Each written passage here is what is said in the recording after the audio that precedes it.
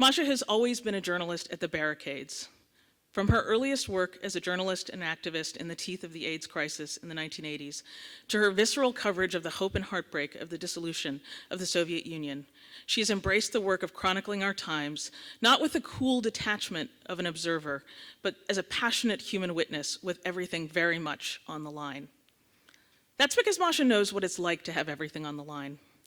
She was twice exiled from her native Russia, once as a teenage Jew whose family fled anti-Semitism and totalitarian rule in her homeland, and again as a queer journalist who had showed far too much courage in telling stories of corruption and raised the alarm far too loudly about Vladimir Putin's growing autocracy. Her championing of queer people, and my God is Masha queer, has put a target on her back, like hero queer. Had she stayed in Russia, she risked losing her children and given Putin's penchant for silencing journalists, quite possibly her life as well. This history, Masha's history, has made her an ideal chronicler of this borderless age of rage. At a time when everything America claimed to be is under threat, but we knew that it wasn't. When our borders are closing to those in need of refuge, when our hard-won rights as women, as people of color, as queer people, as immigrants, or at maximum peril, we are so deeply fortunate to have Masha as our fearless narrator and guide. And so it is a profound honor tonight to present the Visionary Award to my comrade in arms, Masha Gessen.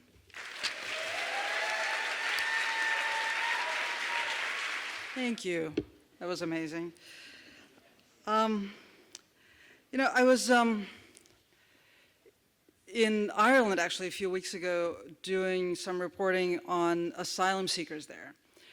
For different reasons and different kinds of asylum seekers, but one conversation that has really stayed with me is a conversation that I had with a Russian gay man who's living in Ireland, seeking international protection, has been there for a while, God knows how long he'll be there. And it kind of summed up all the conversations I'd had on that reporting trip when talking to queer people. Because, of course, queer people often are running not only from the immediate danger to themselves and from political persecution in their countries, but also from their own families and from their own national diaspora in whatever country they land in. And this man said, I don't feel a part of anything. I don't feel a part of any country. What I feel a part of is the LGBT diaspora. That's my people. And I think that that's how I have felt most of my life, because I've been an immigrant most of my life, or an emigre most of my life. And I think my people, my diaspora, are the LGBT people. And so it's amazing for me to get this award from my people. Thank you.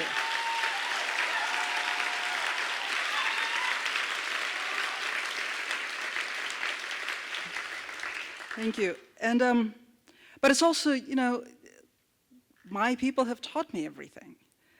I got my start, well, actually my introduction to the gay community came in when I was, I think, 15 years old, and I went to stuff envelopes at GCN, which most people probably don't know what it was. It was Gay Community News in Boston, and every week there was an envelope stuffing party, and you could be a queer teenager and go and maybe meet people.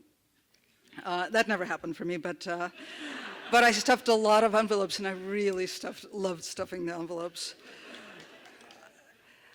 And then my first job in publishing was at Bay Windows, which was a paper that was published by Allison Publications.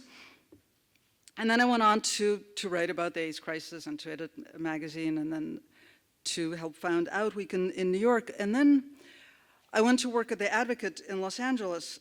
And one day I had edited the story on Tom Duane's campaign for the city council, I believe.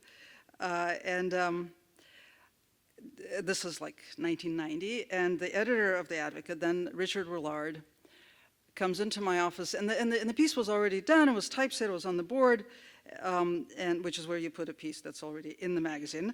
And he came into my office and he said, that he had to talk to me about the piece. And the thing that he had to talk to me about was that the piece was really boring.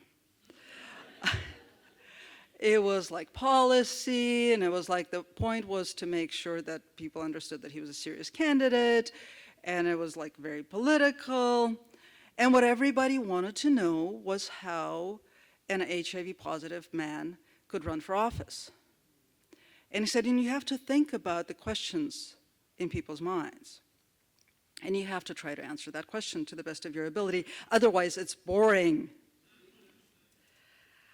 And then, years went on.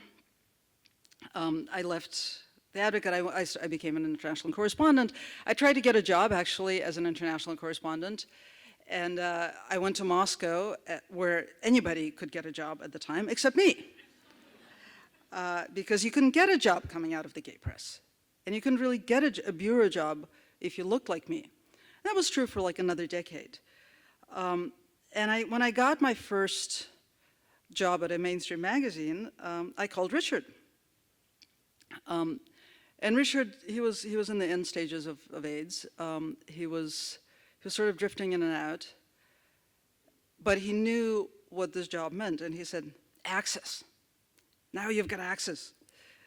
It's going to be everything. And Richard died a few weeks later, which, a lot of the people who gave me work, who literally taught me everything I know how to do in journalism, are gay men who have died.